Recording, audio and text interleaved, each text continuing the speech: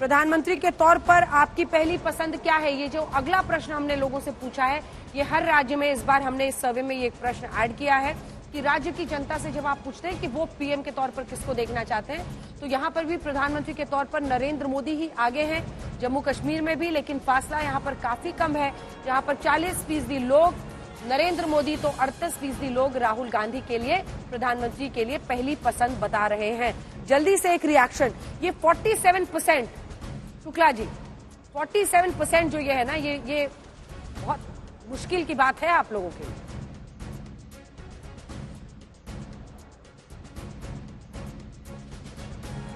प्रेम शुक्ला जी,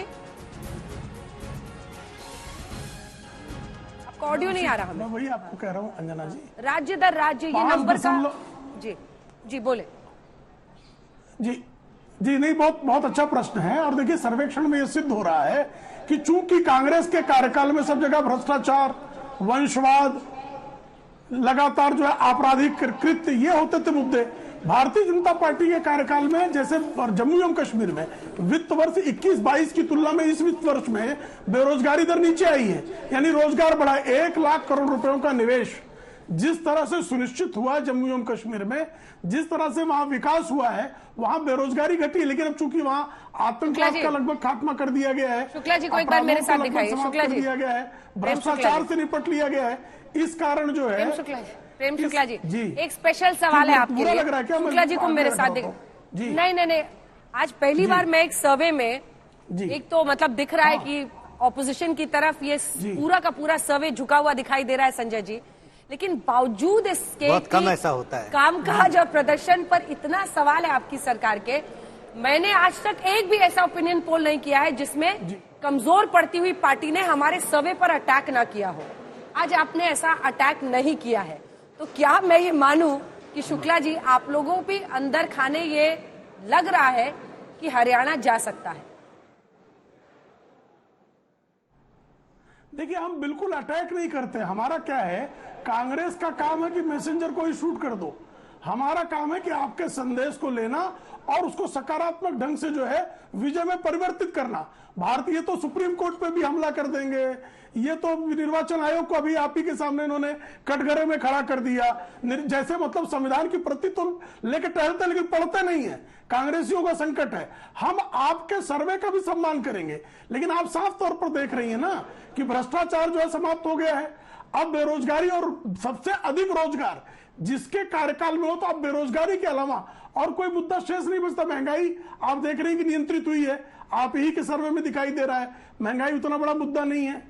तो ये सारे मुद्दे, बेरोजगारी, प्रमुख मुद्दे चुनाव के एक रिएक्शन जल्दी से यहाँ से लगता है संजय जी, क्या बेरोजगारी और चुनाव के इर्द गिर्द तो हम देखेंगे संजय जी की और भी बेरोजगारी के मुद्दे को विपक्ष जनता के बीच में ले जाएगा, ऐसे में क्या ये डिसाइसिव फैक्टर हो सकता है? देखिए, डिसाइसिव हो सकता है या नहीं हो सकता, इसके कुछ प्रमाण हैं।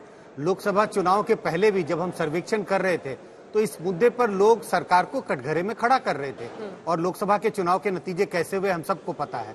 मैं ये नहीं कह रहा बीजेपी चुनाव हारी, लेकिन बीजेपी की सीटों में गिरावट आई, उनका वोट प्रतिशत गिरा।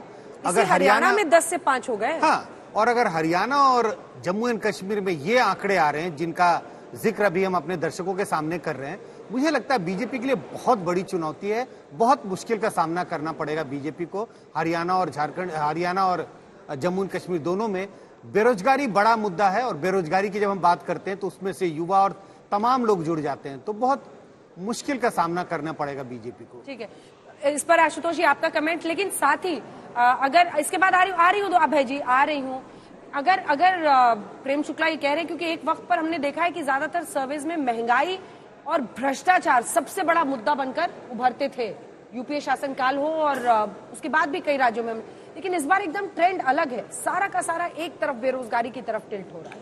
देखिए, बेरोजगारी का मतलब क्या है, आदमी का एग्जिस्टेंस खतरे में है। अगर 47% लोग ये कह रहे हैं कि बेरोजगारी मुद्दा है, इसका मतलब ये कि जो नई पीढ़ी है उसके सामने रोजगार ही नहीं है। रोजगार अगर नहीं है तो जिएगा कैसे? तो इसलिए उसके लिए एग्जिस्टेंस का सवाल है। महत्वपूर्ण सवाल क्या है कि अगर हमको ये पिछली बार जम्मू के इलाके में भारतीय जनता पार्टी को 25 सीटें मिली थी, अब अगर वहां 47% लोग ये कह रहे हैं कि बेरोजगारी मुद्दा है, तो क्या बीजेपी उस सीटों को रिटेन कर पाएगी, नहीं रिटेन कर पाएगी? बड़ा सवाल अपने आप पे खड़ा हो जाता है। ठीक है। दूसरी बात क्या है कि देखिए लेकिन सबसे डिसाइसिव इसमें आशुतोष जी होगा कि झारखंड में कौन सा मुद्दा सबसे बड़ा है। यानी हम सिर्फ ये अगर कह दें कि सिर्फ बीजेपी शासित राज्यों में ही बेरोजगारी सबसे बड़ा इशू है, तो उसके लिए थोड़ा वेट करना। मैं थोड़ा सा करेक्ट कर दूं आपको। जैसे अगर आप गुजरात का एग्जाम्पल लीजिए, गुजरात के अंदर बेरोजगारी मुद्दा नहीं है, क्योंकि गुजरात में 3% या 4% के आसपास है। लेकिन जहां हरियाणा में अगर आप आते हैं तो वो बेरोजगारी का आंकड़ा अपने आप ऑटोमेटिकली 40% के आसपास रहता है। और ये ट्रेडिशनल आंकड़े पिछले 3-4 सालों से लगातार बने हुए। तो अगर लोग उसको रिफ्लेक्ट कर रहे हैं तो इसका मतलब ये कि वहां की सरकार पूरी तरीके से नाकामयाब है। भारतीय जनता पार्टी ने जो बड़ी गलती की है कि खट्टर साहब को तो हटाया, लेकिन जिनको वहां पे बना के रखा है उनके बारे में इमेज ये है कि वो खट्टर साहब के वो है, अलग से उनकी कोई पहचान नहीं है। तो जो लाभ मिलना चाहिए वो लाभ भी नहीं मिलेगा आपको। वो लाभ भी नहीं मिलेगा। दिन के जिनको अटैक करना है वो ये कह रहे हैं कि कोड ऑफ कंडक्ट वाले दिन हटा दीजिए तो 74 डेज रहे। जल्दी से अभय जी, जल्दी से 2 लाइन का कमेंट। कुछ तो विश्लेषकों को भी बोलने दीजिए, रोज आप ही लोग बोलते हैं। बोलिए।